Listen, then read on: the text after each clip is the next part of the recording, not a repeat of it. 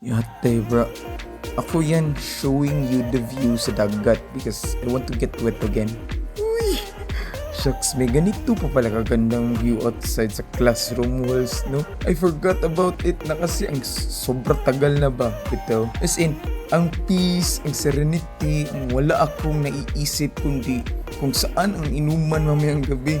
Ganun ang gusto kong ma-experience ulit. It's like, I'm asking myself, bro, ano Jo, pagod ka na ba? Oo, pagod na ako. Doggy da yun after ano.